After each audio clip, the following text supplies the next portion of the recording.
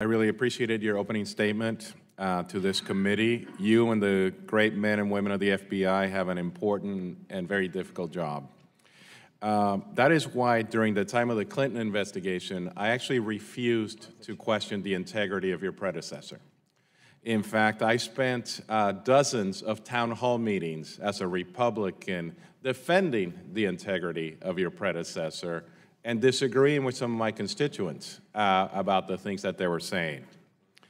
But now it's become pretty clear to me that my belief in the integrity of your predecessor was misplaced.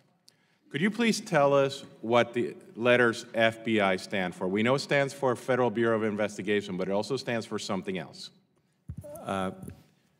We consider FBI to stand for the words fidelity, bravery, and integrity. Mr.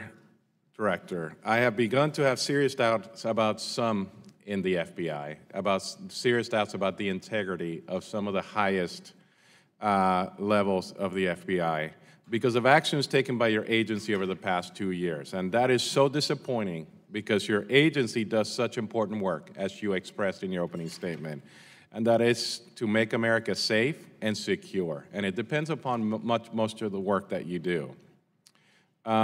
It's a matter of public record that Hillary Clinton's aide, Cheryl Mills and Huma Abedin, blatantly lied to the FBI investigators about the existence of Hillary Clinton's private emails. And we know that an FBI agent, Strzok, investigated both Clinton and Trump. In fact, Strzok was present at many of these interviews. Director, were Cheryl Mills, Huma Abedin, or any other Clinton associates ever charged by the FBI for lying to them? Congressman, the handling of the Clinton email investigation, including all the other participants in that matter, is the subject of an outside independent investigation which is looking into that. Was anybody charged for lying to the FBI? No charges were filed against anybody in that investigation. How many Clinton advisors were granted immunity during the email server investigation? I don't know the answer to that. But there were several Clinton advisors who were granted immunity, isn't that correct? I believe that's true, but I don't know the answer to that sitting here right now. So we have recently heard that Strzok was the official who signed the documents that officially opened the collusion inquiry into the Russia-Trump collusion inquiry. How many Trump administration advisors have been granted immunity during the Russia Special Counsel investigation? For questions about the Special Counsel investigation, I'd refer you to the Special Counsel. I don't know the answer to that question. So if we want to believe in the integrity of the FBI, explain to me why the double standard? When you have agents and people who work for the Clinton administration who were granted immunity or who lied to the FBI and they're not charged, why is there a double standard today? Congressman, we in the FBI are committed to not having a double standard. But you haven't been committed over the last 2 years, so are you doing something to correct that?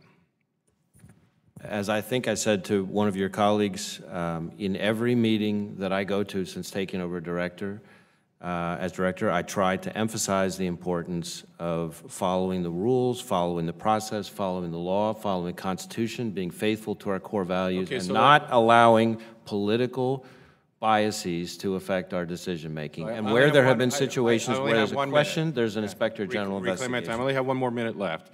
So can you tell me definitively whether Michael Flynn violated the Logan Act? That's not a question I can answer.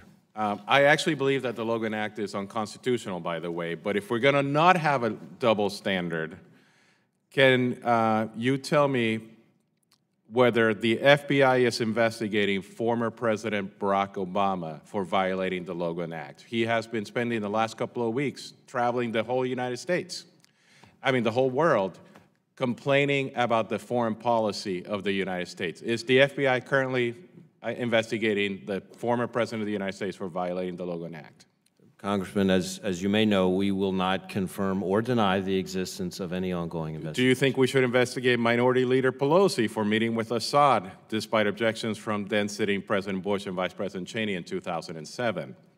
Again, I'm not going to comment on, speculate about whether or not there's an active Let's not use an investigation. elected official. Should we investigate Dennis Rodman, who went to meet with the North Koreans? Should we investigate him for that? Same answer. All right. I want you to help me bring back the integrity of the FBI to the United States. I love the FBI. I even considered, as a young attorney, to join the FBI. I grew up on the show, and I have great love for the work that men and women at the FBI do, and I hope that we can do something over the next 2 years that will counteract what happened over the last 2 years of The gentleman's time has expired.